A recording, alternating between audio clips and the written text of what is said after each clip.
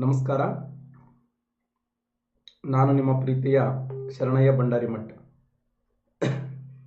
ಸ್ನೇಹಿತರೆ, ಮೊದಲೇ ಕ್ವಶನ್ಗೆ ಹೋಗೋಣ. ಆಧುನಿಕ ಭಾರತ ಇತಿಹಾಸದಲ್ಲಿ ಕ್ವಶನ್ ಏನಿದೆ ಅಂತಂದರೆ, ಆಗಸ್ಟ್ ಪ್ರಸ್ತಾವನೆಯನ್ನು ಬ್ರಿಟಿಷರು ನೀಡಿದಂಥ ವರ್ಷ ಯಾವುದೊಂದು ಕ್ವಶನ್ ಆಗಿದೆ.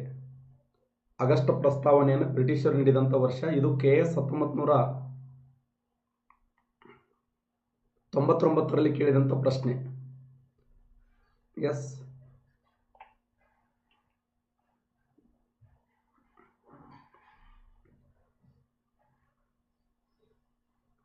ಸರಿಯಾಗಿರುವಂಥ ಉತ್ತರ 1940. ನೋಡಿ, ಆಗಸ್ಟ್ ಪ್ರಸ್ತಾಪ ಅಂತ. ಏನು ಸರ್ ಇದು ಆಗಸ್ಟ್ ಪ್ರಸ್ತಾಪ ಅಂದ್ರೆ ಏನು? ಆಗಸ್ಟ್ ಪ್ರಸ್ತಾಪ ಅಂತಂದ್ರೆ 1940 ಆಗಸ್ಟ್ 8ನೇ ತಾರೀಕು ಜಾರಿಗೆ ಬರ್ತದೆ. 1940 ಆಗಸ್ಟ್ 8ರಂದು ಭಾರತ ದೇಶಕ್ಕೆ ಆಗಸ್ಟ್ ಕೊಡುಗೆ ಅಂತ ಕರಿತೀವಿ. ಯಾಕಿದು ಆಗಸ್ಟ್ ಕೊಡುಗೆ ಅಂತಂದ್ರೆ 1939ರಿಂದ 1945ರವರೆಗೆ ಸೆಕೆಂಡ್ ವರ್ಲ್ಡ್ ವಾರ್ ನಡೆದಿರ್ತದೆ, ಎರಡನೇ ಜಾಗತಿಕ ಮಹಾಯುದ್ಧ. ಈ ಎರಡನೇ ಜಾಗತಿಕ ಮಹಾಯುದ್ಧದಲ್ಲಿ ಜರ್ಮನಿ ದೇಶ ಇಂಗ್ಲೆಂಡ್ ದೇಶಕ್ಕೆ ಹಾಕಿ ಉಳ್ಳಾಡಿಸಿ ಹೊಡಿತಿರ್ತದೆ. ಜರ್ಮನಿ ದೇಶ ಯಾವ ದೇಶವನ್ನ? ಇಂಗ್ಲೆಂಡ್ ದೇಶವನ್ನ ಉಳ್ಳಾಡಿಸಿ ಹೊಡೆಯುವಂಥ ಸಮಯದಲ್ಲಿ ಅವಾಗ ಇಂಗ್ಲೆಂಡ್ ದೇಶ ಏನು ಮಾಡ್ತಂದ್ರೆ, ಹೆಂಗಾರ ಮಾಡಿ ಭಾರತ ದೇಶದ ಹೆಲ್ಪ್ ತಗೋಬೇಕಪ್ಪ ಅಂತ. ಭಾರತ ಹೆಲ್ಪ್ ತೊಗೊಳಕಂದ್ರೆ ಬಿಡಂಗಿಲ್ಲ ಇವರು ಅಂತೇಳಿ 1940 ಆಗಸ್ಟ್ 8ರಂದು ಇಂಗ್ಲೆಂಡ್ ದೇಶ ಭಾರತಕ್ಕೆ ಬಂದು ರಿಕ್ವೆಸ್ಟ್ ಮಾಡ್ಕೊತದ. ಭಾರತ ನೀ ನನಗೆ ಸಹಕಾರ ಕೊಟ್ರೆ, ನಾನು ನಿನಗೆ ಡೊಮಿನಿಯನ್ ಮಾದರಿಯ ಸರ್ಕಾರವನ್ನು ಕೊಡ್ತೀನಿ ಅಂತ. ಡೊಮಿನಿಯನ್ ಮಾದರಿಯ ಸಂವಿಧಾನ ಕೊಡ್ತೀನಿ, ಡೊಮಿನಿಯನ್ ಮಾದರಿಯ ಸರ್ಕಾರವನ್ನು ಕೊಡ್ತೀನಿ ಅಂತ. ಅವಾಗ ಭಾರತ ದೇಶ ಅಂತದ. ಡೊಮಿನಿಯನ್ ಮಾದರಿ ಅಂದ್ರೆ ಏನು? ಉನ್ನತ ಅಧಿಕಾರಿಗಳು ನನ್ನ ಕೈಯಾಗಿರ್ತವೆ, ಸಾಮಾನ್ಯ ಅಧಿಕಾರ ಎಲ್ಲವೂ ನಿನ್ನ ಕೈಯಾಗಿರ್ತದ ಅಂತ. ಅದಕ್ಕೆ ಮಹಾತ್ಮ ಗಾಂಧೀಜಿ ಅಂತಾರೆ, ನಿನ್ನ ಡೊಮಿನಿಯನ್ ಸರ್ಕಾರ ನಿನ್ನ ಬಳಿ ಇಟ್ಕೋ ಅಂತ. ನಿನ್ನ ಡೊಮಿನಿಯನ್ ಸರ್ಕಾರ ನಿನ್ನ ಬಳಿ ಇಟ್ಕೋ, ನನಗೆ ಡೊಮೇನನ್ನು ಬೇಡ ಏನೂ ಬೇಡ ಅಂತೇಳಿ ಮಹಾತ್ಮ ಗಾಂಧೀಜಿಯವರು ಇದನ್ನ ಏನು ಮಾಡ್ತಾರಂದ್ರೆ ರಿಜೆಕ್ಟ್ ಮಾಡ್ತಾರೆ. ಇದನ್ನೇ ಆಗಸ್ಟ್ ಕೊಡುಗೆ. ಯಾಕೆ ಇದಕ್ಕೆ ಆಗಸ್ಟ್ ಪ್ರಸ್ತಾಪ ಅಂತ ಕರೆದ್ರಂದ್ರೆ, ಆಗಸ್ಟ್ ತಿಂಗಳಲ್ಲಿ ಬಂದದ್ದು, ಆ ಉದ್ದೇಶಕ್ಕಾಗಿ ಇದನ್ನ ಆಗಸ್ಟ್ ಪ್ರಸ್ತಾಪ ಅಂತ ಕರೆದ್ರು. ಆಗಸ್ಟ್ 8ನೇ ತಾರೀಕು ಬರ್ತದೆ, ಆಗಸ್ಟ್ 8ರಂದು. ಆ ಉದ್ದೇಶಕ್ಕಾಗಿ ಇದನ್ನ ಆಗಸ್ಟ್ ಪ್ರಸ್ತಾಪ ಅಂತೇಳಿ ಕರೀತಾರೆ. ಓಕೆನಾ? ನೆಕ್ಸ್ಟ್, ಎಕ್ಸಲೆಂಟ್, ಒಳ್ಳೆ ಪ್ರಶ್ನೆ ಇದು. KS 2008ರಲ್ಲಿ ಕೇಳಿದಂಥ ಪ್ರಶ್ನೆ, ವೆರಿ ಇಂಪಾರ್ಟೆಂಟ್. ಗಾಂಧಿ ಮತ್ತು ಅನಾರ್ಕಿ ಎಂಬ ಕೃತಿಯನ್ನು ಬರೆದವರು ಯಾರು? ಗಾಂಧಿ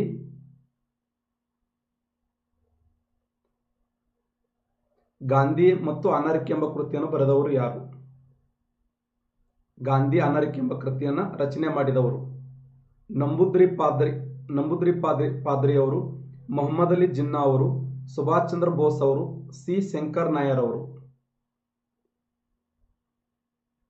ಕರೆಕ್ಟ್ ಆನ್ಸರ್ ಮಾಡಿ ನೋಡೋಣ.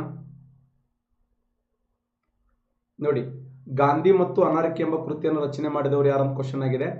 ಗಾಂಧಿ ಮತ್ತು ಅನಾರ್ಕಿ ಎಂಬ ಕೃತಿಯನ್ನು ರಚನೆ ಮಾಡಿದವರು ನಂಬೂದ್ರಿ ಪಾದ್ರಿ ಅವರು, ಮೊಹಮ್ಮದ್ ಅಲಿ ಜಿನ್ನಾ ಅವರು, ಸುಭಾಷ್ ಚಂದ್ರ ಬೋಸ್ ಅವರು, ಶಂಕರ್ ನಾಯರ್ ಅವರು. 2008 KS ಕೇಳಿದಂಥ ಪ್ರಶ್ನೆ. ಸರಿಯಾಗಿರುವಂಥ ಉತ್ತರ, ಕರೆಕ್ಟ್ ಆನ್ಸರ್ ಮಾಡಿ ನೋಡೋಣ. ಗಾಂಧಿ ಅಂಡ್ ಅನಾರ್ಕಿ ಎಂಬ ಕೃತಿಯನ್ನು ಬರೆದವರು ಯಾರಂದ್ರ C. Shankar Nair. Right answer ನೋಡಿ, C. ಶಂಕರ್ ನಾಯರ್, ಕೇರಳ ರಾಜ್ಯದವರು. ಇವರು ಗಾಂಧಿ ಅಂಡ್ ಅನಾರ್ಕಿ ಎಂಬ ಕೃತಿಯನ್ನು ಬರೀತಾರೆ. ಭಾರತದ ಸ್ವತಂತ್ರ ಹೋರಾಟದಲ್ಲಿ ಇವರ ಪ್ರಾಮುಖ್ಯತೆ ಎಷ್ಟಿದೆ ಅಂತಂದ್ರೆ 1919ರಲ್ಲಿ ಭಾರತ ದೇಶಕ್ಕೆ ರೌಲತ್ ಕಾಯ್ದೆ ಜಾರಿಗೆ ಬಂದಿತ್ತಲ್ಲ, ಆ ರೌಲತ್ ಕಾಯ್ದೆ ಜಾರಿಗೆ ಬಂದ ಸಮಯದಲ್ಲಿ 35 ಜನ ಸದಸ್ಯರಿದ್ರು. ಆ 35 ಜನ ಸದಸ್ಯರಲ್ಲಿ ಏಕೈಕ ಭಾರತೀಯ ಯಾರಂದ್ರ C. ಶಂಕರ್ ನಾಯರ್. ಏಕೈಕ ಭಾರತೀಯ ಯಾರಂದ್ರ C. ಶಂಕರ್ ನಾಯರ್. ಈತ ಬರೆದ ಪ್ರಸಿದ್ಧವಾದ ಕೃತಿ ಯಾವುದಂದ್ರೆ ಗಾಂಧಿ ಅಂಡ್ ಅನಾರ್ಕಿ ಎಂಬ ಗ್ರಂಥವನ್ನು ಬರೀತಾರೆ, ನೆನಪಿಡಿ. ಕ್ವಶನ್ ಏನಾಗಿದೆ? ಗಾಂಧಿ ಮತ್ತು ಅನಾರ್ಕಿ ಎಂಬ ಕೃತಿಯನ್ನು ಬರೆದವರು ಯಾರಂದ್ರೆ C. ಶಂಕರ್ ನಾಯರ್. ಸಿ ಶಂಕರನಾಯ್ ಅವರು ಏನು ಮಾಡ್ತಾರೆ ಅಂದರೆ ಗಾಂಧಿ ಆ್ಯಂಡ್ ಅನರ್ಕಿ ಎಂಬ ಗ್ರಂಥವನ್ನು ರಚನೆ ಮಾಡಿದರು. Very important. ನೆಕ್ಸ್ಟ್ ಕ್ವಶನ್, ಯಾವ ಕಾಂಗ್ರೆಸ್ ಅಧ್ಯಕ್ಷರು ಮತ್ತು ಅಧ್ಯಕ್ಷೀಯ ಭಾಷಣದಲ್ಲಿ ಹಿಂದಿ ಭಾಷೆಗೆ ರೋಮನ್ ಲಿಪಿಯನ್ನು ಪ್ರತಿಪಾದಿಸಿದರು ಅಂತ KS 2000ರಲ್ಲಿ ಕೇಳಿದಂಥ ಪ್ರಶ್ನೆ ಇದು. ಯಾವ ಕಾಂಗ್ರೆಸ್ ಅಧ್ಯಕ್ಷರು ಅಧ್ಯಕ್ಷೀಯ ಭಾಷಣದಲ್ಲಿ ಹಿಂದಿ ಭಾಷೆಗೆ ರೋಮನ್ ಲಿಪಿಯನ್ನು ಪ್ರತಿಪಾದಿಸಿದರು? ಜವಾಹರ್ಲಾಲ್ ನೆಹರು ಅವರು, ಮೊಹಮ್ಮದ್ ಅಲಿ ಜಿನ್ನಾ ಅವರು, ಸುಭಾಷ್ ಚಂದ್ರ ಬೋಸ್ ಅವರು, ಮಹಾತ್ಮ ಗಾಂಧೀಜಿಯವರು.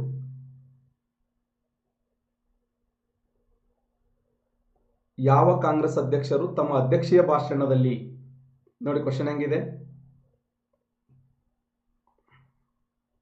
ಯಾವ ಕಾಂಗ್ರೆಸ್ ಅಧ್ಯಕ್ಷರು ತಮ್ಮ ಅಧ್ಯಕ್ಷೀಯ ಭಾಷಣದಲ್ಲಿ ಹಿಂದಿ ಭಾಷೆಗೆ ರೋಮನ್ ಲಿಪಿಯನ್ನು ಪ್ರತಿಪಾದಿಸಿದರು ಅಂತ. ಸರಿಯಾದಂಥ ಉತ್ತರ ಸುಭಾಷ್ ಚಂದ್ರ ಬೋಸ್. ರೈಟ್ ಆನ್ಸರ್ ನೋಡಿ, ಸುಭಾಷ್ ಚಂದ್ರ ಬೋಸ್. ಇದು ಕ್ವಶನ್ ಆಗಿದೆ, ಸುಭಾಷ್ ಚಂದ್ರ ಬೋಸ್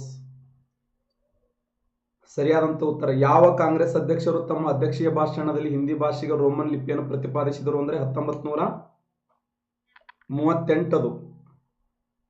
1938 ಯಾವ ಅಧಿವೇಶನ?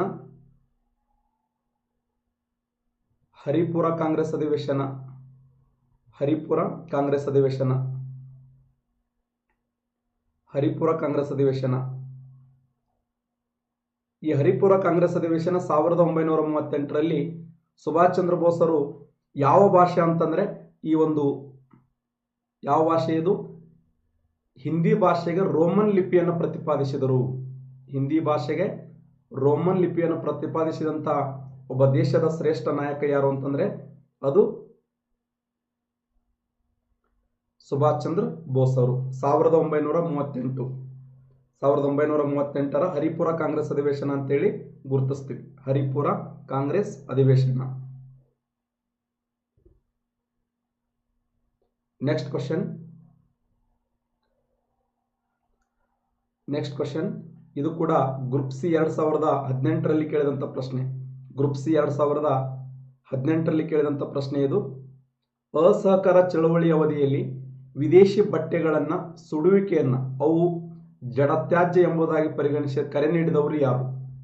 ಅಸಹಕಾರ ಚಳವಳಿ ಸಮಯದಲ್ಲಿ ವಿದೇಶಿ ಬಟ್ಟೆಗಳನ್ನು ಸುಡುವಿಕೆಯನ್ನ ಜಡತ್ಯಾಜ್ಯ ಎಂಬುದನ್ನಾಗಿ ಪರಿಗಣಿಸಿ ಕರೆ ನೀಡಿದವರು ಯಾರು ಅಂತ ಕ್ವಶನ್ ಆಗಿದೆ. ಯಾರು? ಮೊಹಮ್ಮದ್ ಅಲಿ ಜಿನ್ನಾ ಅವರು, ಮಹಾತ್ಮ ಗಾಂಧೀಜಿ ಅವರು, ರವೀಂದ್ರನಾಥ್ ಟ್ಯಾಗೂರ್ ಅವರು, ಜವಾಹರ್ಲಾಲ್ ನೆಹರು ಅವರು. ಯಾರು ಈ ಮಾತನ್ನು ಹೇಳ್ತಾರೆ? ಸರಿಯಾದಂಥ ಉತ್ತರ ರವೀಂದ್ರನಾಥ್ ಟ್ಯಾಗೂರ್ ಅವರು ಈ ಮಾತು ಹೇಳ್ತಾರೆ ನೋಡಿ. ರವೀಂದ್ರನಾಥ್ ಟ್ಯಾಗೂರ್. ವೆರಿ ಇಂಪಾರ್ಟೆಂಟ್ ಆಗಿರುವಂಥ ಪ್ರಶ್ನೆ ಇದು. ಅಸಹಕಾರ ಚಳವಳಿ ಅವಧಿಯಲ್ಲಿ ವಿದೇಶಿ ಬಟ್ಟೆಗಳನ್ನ ಸುಡುವಿಕೆಯನ್ನ ಅವು ಜಡತ್ಯಾಜ್ಯ ಎಂಬುದನ್ನಾಗಿ ಕರೆ ನೀಡಿದವರು ಯಾರು ಅಂತಂದ್ರೆ ಸರಿಯಾದಂಥ ಉತ್ತರ ರವೀಂದ್ರನಾಥ್ ಟ್ಯಾಗೂರ್ ಅವರು. ಸರಿ ಉತ್ತರ. ಓಕೆನಾ? ಅಸಹಕಾರ ಚಳವಳಿ ಅವಧಿಯಲ್ಲಿ ವಿದೇಶಿ ಬಟ್ಟೆಗಳನ್ನು ಸುಡುವಿಕೆ, ವಿದೇಶಿ ವಸ್ತುಗಳನ್ನು ಬಹಿಷ್ಕರಿಸಬೇಕು, ದೇಶೀಯ ವಸ್ತುಗಳನ್ನು ಸ್ವೀಕಾರ ಮಾಡಬೇಕು ಅನ್ನೋದೇ ಈ ಒಂದು ವಿದೇಶಿ ಚಳವಳಿಯ ಒಂದು ಹೋರಾಟ ಆಗಿತ್ತು. ಅಸಹಕಾರ ಚಳವಳಿಯ ಸಮಯದಲ್ಲಿ ಈ ಋಣಾತ್ಮಕ ಕಾರ್ಯಕ್ರಮಗಳು ಮತ್ತು ಧನಾತ್ಮಕ ಕಾರ್ಯಕ್ರಮಗಳು ಬಹಳ ಇಂಪಾರ್ಟೆಂಟ್ ಅನಿಸ್ತದೆ. ನೆಕ್ಸ್ಟ್, ಬ್ರಿಟಿಷ್ ಭಾರತದಲ್ಲಿ ದೆಹಲಿಗಿಂತ ಮೊದಲ ಭಾರತ ರಾಜಧಾನಿ ಎಲ್ಲಿತ್ತು? ಯಾವ ಸ್ಥಳದಲ್ಲಿತ್ತು? ಇದು PC ಕೇಳಿದಂಥ ಪ್ರಶ್ನೆ. 2019 ಕಲ್ಕತ್ತಾ, ಬಿಹಾರದ ಪಾಟ್ನಾ, ಬಾಂಬೆ, ಲಕ್ನೋ. ಬ್ರಿಟಿಷ್ ಭಾರತದಲ್ಲಿ ದೆಹಲಿಗಿಂತ ಮೊದಲ ಭಾರತ ರಾಜಧಾನಿ ಎಲ್ಲಿತ್ತು? ಕಲ್ಕತ್ತಾ, ಪಾಟ್ನಾ, ಬಾಂಬೆ, ಲಕ್ನೋ. ಎಸ್, ಸರಿಯಾದಂಥ ಉತ್ತರ ಆನ್ಸರ್ ಮಾಡ್ತಾ ಇದ್ದೀರಿ ಎಲ್ಲರೂ. ಎಕ್ಸಲೆಂಟ್. ಸರಿಯಾದಂಥ ಉತ್ತರ ಕಲ್ಕತ್ತಾ. ರೈಟ್ ಆನ್ಸರ್ ನೋಡಿ, ಕಲ್ಕತ್ತಾ ಸರಿ ಉತ್ತರ. ಕಲ್ಕತ್ತಾ ಸರಿ ಉತ್ತರ, ಕಲ್ಕತ್ತಾ ರೈಟ್ ಆನ್ಸರ್ ನೋಡಿ, ಕಲ್ಕತ್ತಾ.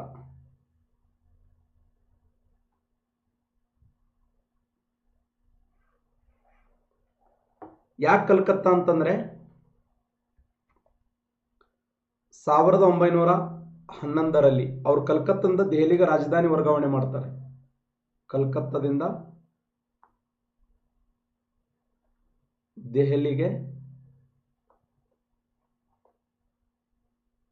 ರಾಜಧಾನಿಯನ್ನ ವರ್ಗಾವಣೆ ಮಾಡಿದರು. ಕಲ್ಕತ್ತಿಂದ ದೆಹಲಿಗೆ ರಾಜಧಾನಿ ವರ್ಗಾವಣೆ ಮಾಡಿದವರು ಯಾರಂದ್ರೆ ಲಾರ್ಡ್ ಹಾರ್ಡಿಂಜ್ ಅನ್ನುವಂಥ ವ್ಯಕ್ತಿ. ಈ ಕಲ್ಕತ್ತಿಂದ ದೆಹಲಿಗೆ ರಾಜಧಾನಿ ವರ್ಗಾವಣೆ ಮಾಡಲಾಗ್ತದೆ. ಲಾರ್ಡ್ ಹಾರ್ಡಿಂಜ್ ಅನ್ನುವಂಥ ವ್ಯಕ್ತಿ ಏನು ಮಾಡ್ತಾನೆ ಅಂದ್ರೆ ಕಲ್ಕತ್ತಿಂದ ದೆಹಲಿಗೆ ರಾಜಧಾನಿ ವರ್ಗಾವಣೆ ಮಾಡುವಂತ. ಯಾಕಂದ್ರೆ ಕಲ್ಕತ್ತಾ 1911ರ ಸಮಯದಲ್ಲಿ ಬೂದಿ ಮುಚ್ಚಿದ ಕೆಂಡವಾಗಿತ್ತು.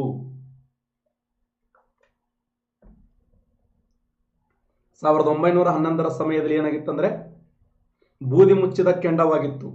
ಆ ಬೂದಿ ಮುಚ್ಚಿದ ಕೆಂಡವಾಗಿರುವಂತ ಕಲ್ಕತ್ತಿಂದ ದೆಹಲಿಗೆ ರಾಜಧಾನಿಯನ್ನು ವರ್ಗಾವಣೆ ಮಾಡಿದವರು ಯಾರಂದ್ರೆ ಲಾರ್ಡ್ ಹಾರ್ಡಿಂಜ್ ಟು ಅನ್ನುವಂಥ ವ್ಯಕ್ತಿ 1911ರಲ್ಲಿ. ಇದು ಕ್ವಶನ್ ಆಗಿದೆ ನೋಡಿ, ರಿಪೀಟೆಡ್ ಪ್ರಶ್ನೆ ಇದು. ನೆಕ್ಸ್ಟ್ ಕ್ವಶನ್, ಯಾವ ಕಾಂಗ್ರೆಸ್ ಅಧಿವೇಶನದಲ್ಲಿ ಗಾಂಧಿ ಇರುವಿನ ಒಪ್ಪಂದ ಅಂಗೀಕರಿಸಲ್ಪಟ್ಟಿತ್ತು? ಯಾವ ಒಂದು ಕಾಂಗ್ರೆಸ್ ಅಧಿವೇಶನದಲ್ಲಿ ಗಾಂಧಿ ಇರುವಿನ ಒಪ್ಪಂದ ಅಂಗೀಕರಿಸಲ್ಪಟ್ಟಿತ್ತು ಅಂತ ಕ್ವಶನ್ ಆಗಿದೆ. ಕರಾಚಿ ಕಾಂಗ್ರೆಸ್ ಅಧಿವೇಶನ, ಕಲ್ಕತ್ತಾ ಕಾಂಗ್ರೆಸ್ ಅಧಿವೇಶನ, ತ್ರಿಪುರಾ ಕಾಂಗ್ರೆಸ್ ಅಧಿವೇಶನ, ಲಾಹೋರ್ ಕಾಂಗ್ರೆಸ್ ಅಧಿವೇಶನ. ಯಾವ ಕಾಂಗ್ರೆಸ್ ಅಧಿವೇಶನದಲ್ಲಿ ಗಾಂಧಿ ಇರುವಿನ ಒಪ್ಪಂದ ಅಂಗೀಕರಿಸಲ್ಪಟ್ಟಿತ್ತು? ಕರಾಚಿ, ಕಲ್ಕತ್ತಾ, ತ್ರಿಪುರಾ, ಲಾಹೋರ್. ಸರಿಯಾದಂಥ ಉತ್ತರ ಕರಾಚಿ ಕಾಂಗ್ರೆಸ್ ಅಧಿವೇಶನ. ರೈಟ್ ಆನ್ಸರ್ ನೋಡಿ. ಇದು ಕೂಡ PC 2019ರಲ್ಲಿ ಕೇಳಿದಂಥ ಪ್ರಶ್ನೆ. ಸರಿಯಾದಂಥ ಉತ್ತರ ಕರಾಚಿ ಕಾಂಗ್ರೆಸ್ ಅಧಿವೇಶನ. ಈ ಕರಾಚಿ ಕಾಂಗ್ರೆಸ್ ಅಧಿವೇಶನದ ಅಧ್ಯಕ್ಷರು ಯಾರಾಗಿದ್ದರು ಸರ್ದಾರ್ ವಲ್ಲಭಾಯ್ ಪಟೇಲ್ ಅವರು ಅಧ್ಯಕ್ಷರಾಗಿದ್ದರು.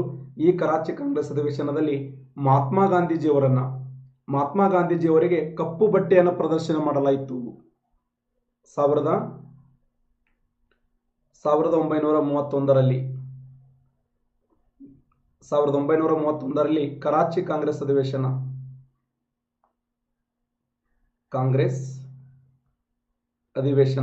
ಈ ಕಾಂಗ್ರೆಸ್ ಅಧಿವೇಶನದ ಅಧ್ಯಕ್ಷರು ಯಾರಾಗಿದ್ದರಂದ್ರೆ ಸರ್ದಾರ್ ವಲ್ಲಭಾಯ್ ಪಟೇಲ್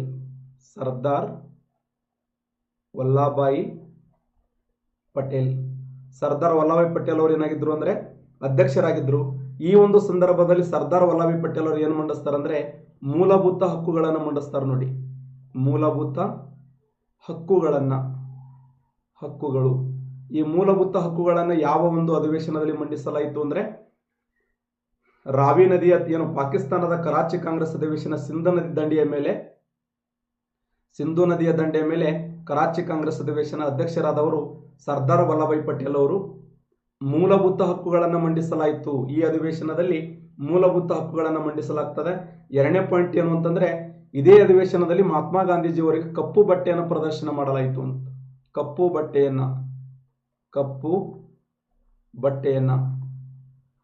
ಬಟ್ಟೆಯನ್ನು ಯಾಕೆ ಪ್ರದರ್ಶನ ಮಾಡಿದರು ಅಂದರೆ ಈಗಾಗಲೇ ಇರುವಿನ ಒಪ್ಪಂದ ಆಗಿತ್ತು. 1931 ಮಾರ್ಚ್ 5ರಂದು ಮಹಾತ್ಮ ಗಾಂಧೀಜಿ ಮತ್ತು ಇರುವಿನರ ಮಧ್ಯದಲ್ಲಿ 1931ರಂದು ಇರುವಿನ ಒಪ್ಪಂದ ಅಥವಾ ದೆಹಲಿ ಒಪ್ಪಂದ.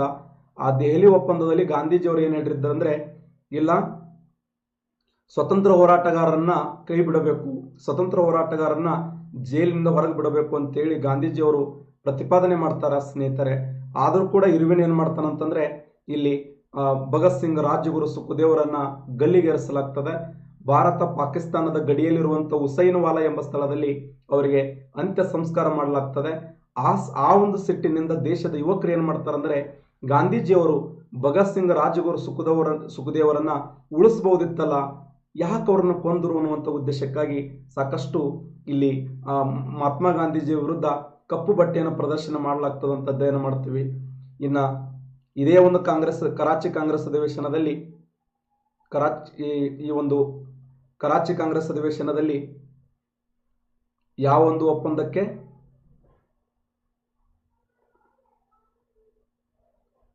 ಈ ಒಂದು ಗಾಂಧಿ ಇರುವಿನ ಒಪ್ಪಂದ. ಇವತ್ತಿಗೂ ಎಷ್ಟೋ ಜನರು ಪ್ರಶ್ನೆ ಕೇಳ್ತಾರೆ ಏನು ಅಂತಂದ್ರೆ ಭಗತ್ ಸಿಂಗ್, ರಾಜಗುರು, ಸುಖದೇವರನ್ನ ಗಲ್ಲಿಗೇರಿಸಿದ ನಂತರವೂ ಕೂಡ ಯಾಕೆ ಇವರು 2ನೇ ದುಂಡು ಮೇಜಿನ ಸಮ್ಮೇಳನದಲ್ಲಿ ಅಥವಾ ಬ್ರಿಟಿಷ್ ಸರ್ಕಾರದ ವಿರುದ್ಧ ಪ್ರಶ್ನೆಯನ್ನು ಮಾಡಲಿಲ್ಲ, ಬ್ರಿಟಿಷ್ ಸರ್ಕಾರಕ್ಕೆ ಅವರು ಪ್ರಶ್ನೆ ಮಾಡಬೇಕಿತ್ತಲ್ಲ ಅನ್ನುವಂಥ ಮಾತನ್ನ ಸಾಕಷ್ಟು ಜನರು ಇಲ್ಲಿ ಪ್ರಶ್ನೆಗಳನ್ನು ಕೇಳ್ತಾ ಬರ್ತಾರೆ.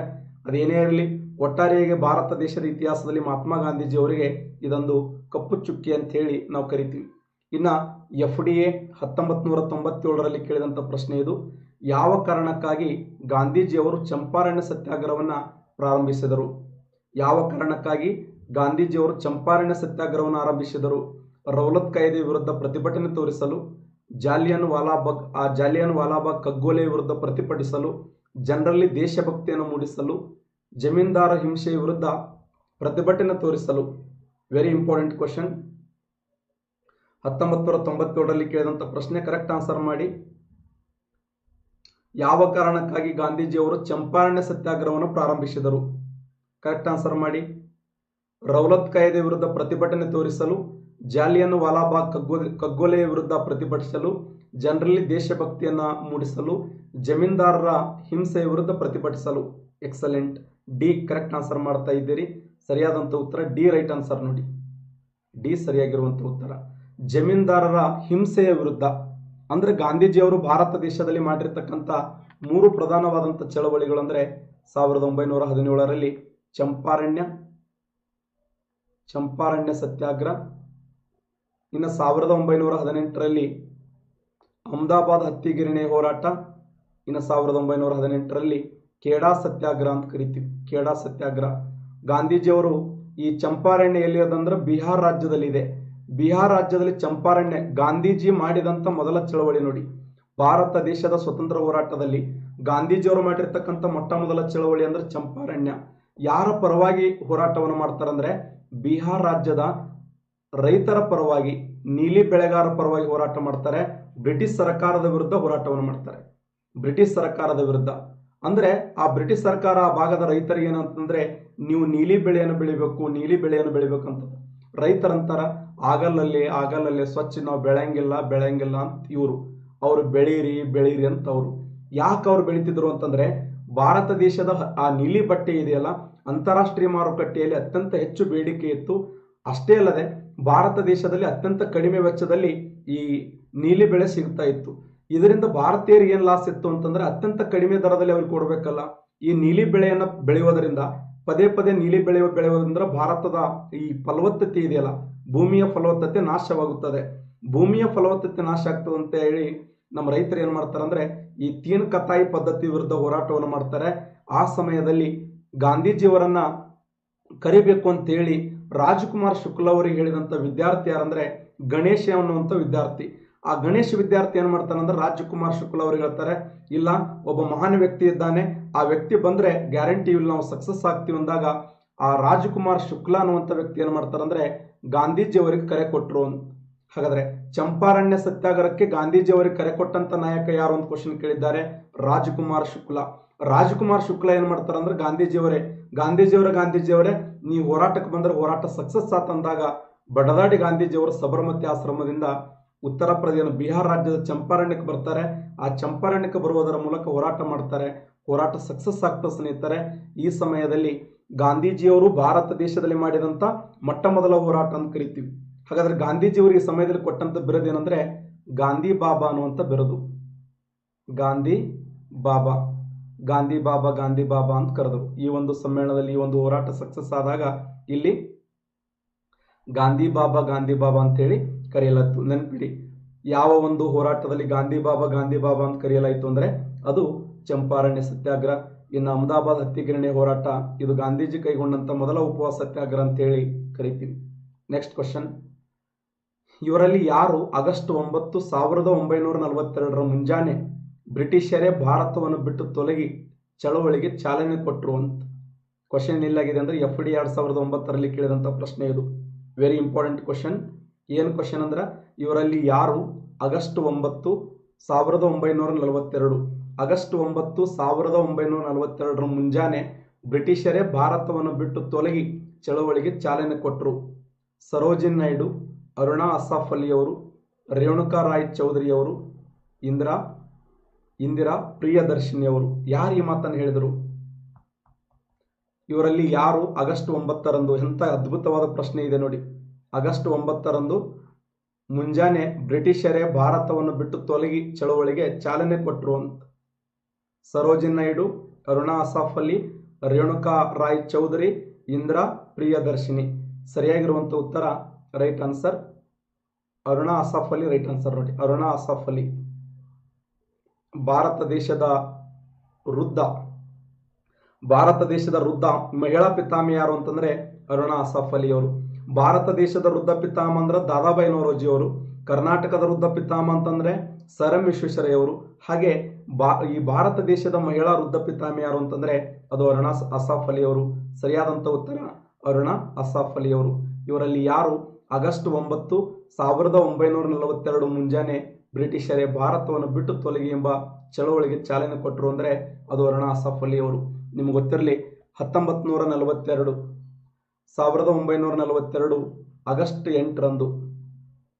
ಆಗಸ್ಟ್ 8ರಂದು ಈ ಒಂದು ಮುಂಬೈನ ಗೋವಳಿ ಟ್ಯಾಂಕ್ ಮೈದಾನದಲ್ಲಿ ಇದರ ಅಧ್ಯಕ್ಷರು ಯಾರಾಗಿದ್ದರು ಅಂದ್ರೆ ಅರುಣಾ ಅಸಾಫ್ ಅಲಿ ಅವರಾಗಿದ್ದರು. ಅರುಣಾ ಅಸಾಫ್ ಅಲಿ ಅವರು ಇದರ ಅಧ್ಯಕ್ಷರಾಗಿರುತ್ತಾರೆ. ಗಾಂಧೀಜಿಯವರು ಏನು ಮಾಡಿದ್ರು ಅಂದ್ರೆ ಮಾಡು ಇಲ್ಲವೇ ಮಡಿ ಅನ್ನುವಂಥ ಕರೆಯನ್ನು ಕೊಡ್ತಾರೆ. ಮಾಡು ಇಲ್ಲವೇ ಮಡಿ. ಈ ಒಂದು ಹೋರಾಟವನ್ನ ನಾಯಕರಿಲ್ಲದ ಚಳವಳಿ ಅಂತ ಕರೀತಾರೆ. ನಾಯಕರಿಲ್ಲದ ಚಳವಳಿ. ಯಾವ ಒಂದು ಹೋರಾಟವನ್ನ ನಾಯಕರಿಲ್ಲದ ಚಳವಳಿ ಅಂತ ಕರೀತಾರೆ ಅಂದ್ರೆ 1942ರ ಭಾರತ ಬಿಟ್ಟು ತೊಲಗಿ ಅನ್ನುವಂಥ ಚಳವಳಿ ಇದೆಯಲ್ಲ, ಭಾರತ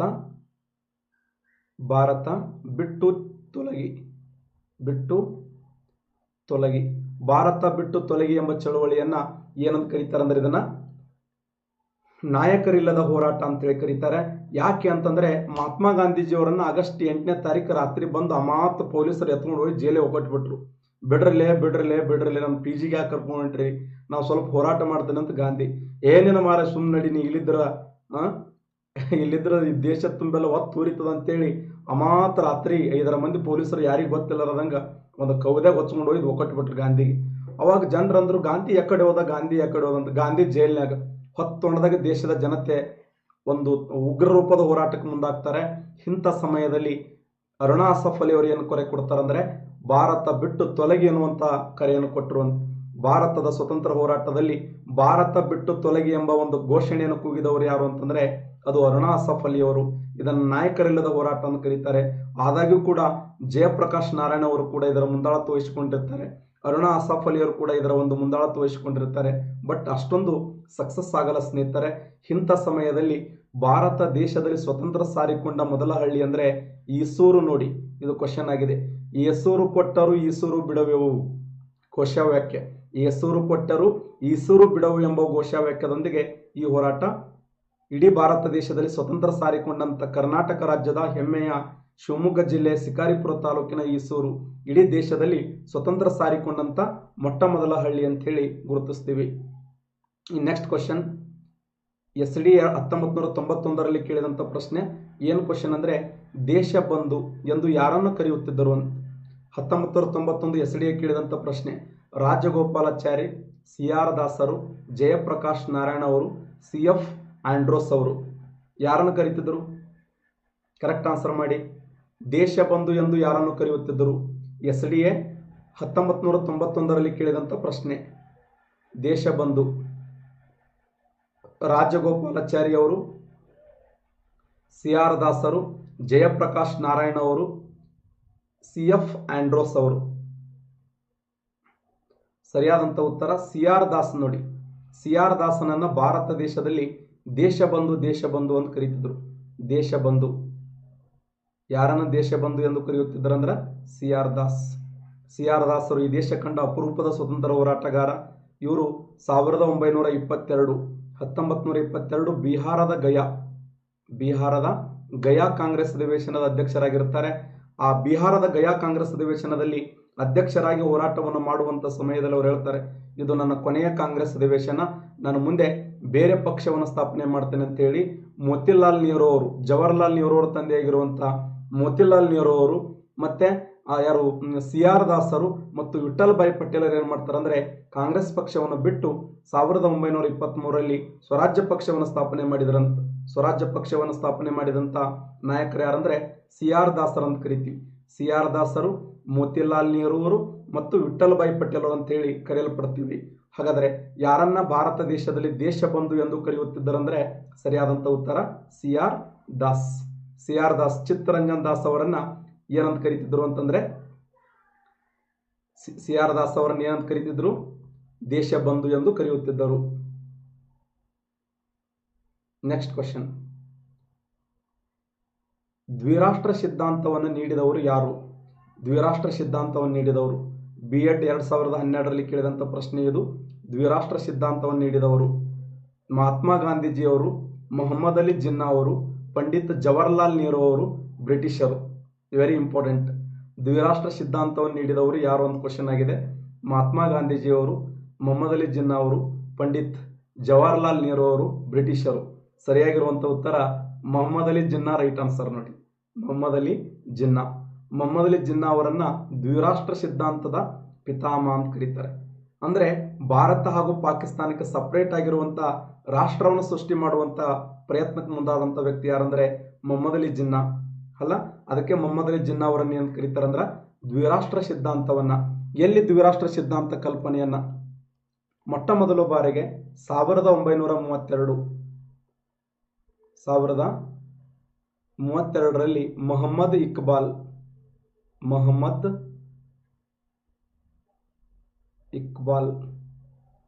ಇಕ್ಬಾಲ್ ಏನ್ ಮಾಡ್ತಾನಂದ್ರೆ ಎರಡನೇ ದುಂಡು ಮೇಜಿನ ಸಮ್ಮೇಳನದಲ್ಲಿ ಪ್ರತ್ಯೇಕವಾಗಿರುವಂತಹ ರಾಷ್ಟ್ರದ ಬೇಡಿಕೆಯನ್ನು ಇಟ್ಟರೆ 1940ರಲ್ಲಿ ಲಾಹೋರ್ ಮುಸ್ಲಿಂ ಲೀಗ್ ಅಧಿವೇಶನ 1940ರಲ್ಲಿ ಲಾಹೋರ್ ಮುಸ್ಲಿಂ ಲೀಗ್ ಅಧಿವೇಶನ, ಅಲ್ಲಿ ಮೊಹಮ್ಮದ್ ಅಲಿ ಜಿನ್ನಾ ಅಧ್ಯಕ್ಷನಾಗಿರುತ್ತಾನೆ. ಆ ಸಮಯದಲ್ಲಿ ಪಾಕಿಸ್ತಾನ್ ಎಂಬ ಪದವನ್ನು ಮೊದಲ ಬಾರಿಗೆ ಉಲ್ಲೇಖಿಸಲಾಯಿತು. ಪಾಕಿಸ್ತಾನ್ ಅಂದ್ರೆ ಏನು? ಪಿ ಅಂದರೆ ಪಂಜಾಬ್, ಎ ಅಂದರೆ ಅಫ್ಘಾನಿಸ್ತಾನ, ಕೆ ಅಂತಂದ್ರೆ ಕಾಶ್ಮೀರ, ಆ ಎಂದರೆ ಇಂಡಸ್, ಸ್ಥಾನ್ ಎಂದರೆ ಬಲೂಚಿಸ್ತಾನ್. ನೋಡಿ, ಪಿ ಅಂದರೆ ಪಂಜಾಬ, ಎ ಅಂದರೆ ಅಫ್ಘಾನಿಸ್ತಾನ, ಕೆ ಅಂದರೆ ಕಾಶ್ಮೀರ, ಆ ಎಂದರೆ ಇಂಡಸ್, ಸ್ಥಾನ್ ಎಂದರೆ ಬಲೂಚಿಸ್ತಾನ್. ಟೋಟಲ್ ಪಾಕಿಸ್ತಾನ್ ಎಂದರೆ ಪವಿತ್ರ ಎಂದರ್ಥ. ಪಾಕಿಸ್ತಾನ ಎಂಬ ಪದ ಅರ್ಥ ಏನಂದ್ರೆ ಪವಿತ್ರ. ಈ ಪಾಕಿಸ್ತಾನ ಎಂಬ ಪದವನ್ನು ರಚನೆ ಮಾಡಿದವರು ಯಾರಂದ್ರೆ ಕ್ಯಾಂಬ್ರಿಡ್ಜ್ ವಿಶ್ವವಿದ್ಯಾಲಯದ ವಿದ್ಯಾರ್ಥಿಯಾಗಿರುವಂತ ರೆಹಮತ್ ಅಲಿ ಚೌಧರಿ.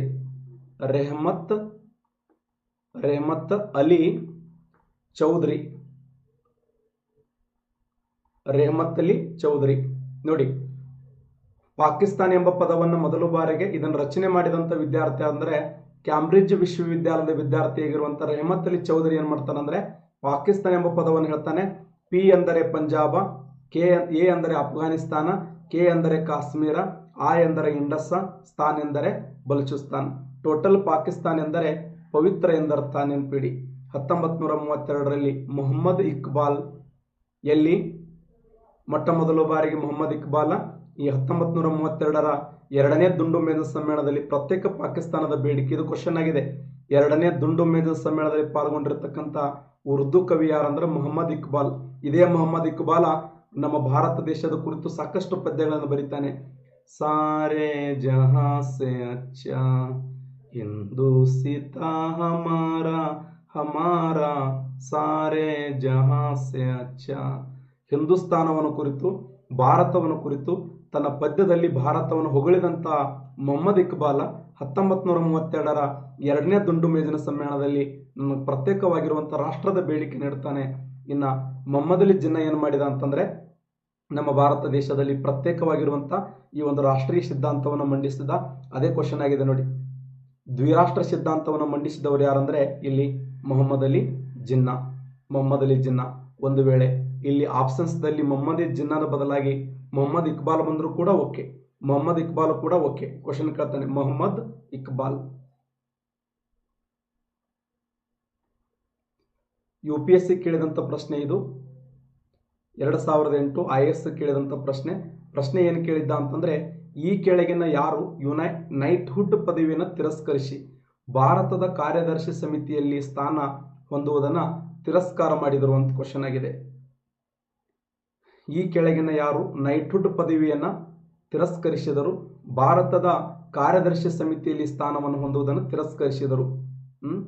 ಮೋತಿಲಾಲ್ ನೆಹರು ಅವರು, ಗೋಪಾಲ್ ಕೃಷ್ಣ ಗೋಖಲೆ ಅವರು, ಬಾಲಗಂಗಾಧರ ತಿಲಕರು, MG ರಾನಡೆ ಅವರು. ಕರೆಕ್ಟ್ ಆನ್ಸರ್ ಮಾಡಿ.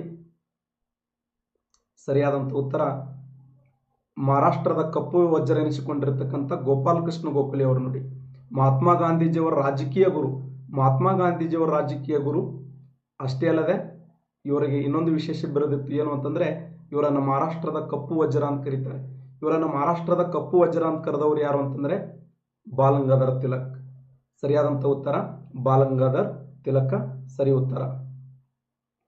ಇನ್ನು UPSC 2010ರಲ್ಲಿ ಕೇಳಿದಂಥ ಪ್ರಶ್ನೆ, ವೆರಿ ಇಂಪಾರ್ಟೆಂಟ್ ಕ್ವಶನ್. ಮಾಡು ಇಲ್ಲವೇ ಮಡಿ ಎಂಬ ಘೋಷಣೆ ಯಾವ ಚಳವಳಿಯ ಮೂಲ ಮಂತ್ರವಾಗಿತ್ತು ಅಂತ. ಮಾಡು ಇಲ್ಲವೇ ಮಡಿ ಎಂಬ ಘೋಷಣೆ ಯಾವ ಚಳವಳಿಯ ಮೂಲ ಮಂತ್ರವಾಗಿತ್ತು? ಅಸಹಕಾರ ಚಳವಳಿ, ಕಾನೂನು ಭಂಗ ಚಳವಳಿ, ಕ್ವಿಟ್ ಇಂಡಿಯಾ ಚಳವಳಿ, ಸ್ವದೇಶಿ ಚಳವಳಿ. ಯಾವ ಚಳವಳಿ? ಮಾಡು ಇಲ್ಲವೇ ಮಡಿ ಎಂಬ ಘೋಷಣೆ ಯಾವ ಚಳವಳಿಯ ಮೂಲ ಮಂತ್ರವಾಗಿತ್ತು ಅಂದರೆ ಸರಿಯಾದಂಥ ಉತ್ತರ ಕ್ವಿಟ್ ಇಂಡಿಯಾ ಚಳವಳಿ. ರೈಟ್ ಆನ್ಸರ್ ನೋಡಿ, ಕ್ವಿಟ್ ಇಂಡಿಯಾ ಚಳವಳಿ. ಕ್ವಿಟ್ ಇಂಡಿಯಾ ಚಳವಳಿ ಅಂದ್ರೂ ಒಂದೇ, ಮಾಡು ಇಲ್ಲವೇ ಮಡಿ ಅಂದ್ರೂ ಒಂದೇ ಅಲ್ಲ. ಮಾಡು ಇಲ್ಲವೇ ಮಡಿ ಅಥವಾ ಕ್ವಿಟ್ ಇಂಡಿಯಾ ಚಳವಳಿ ಅಂತ ಕರಿತೀವಿ.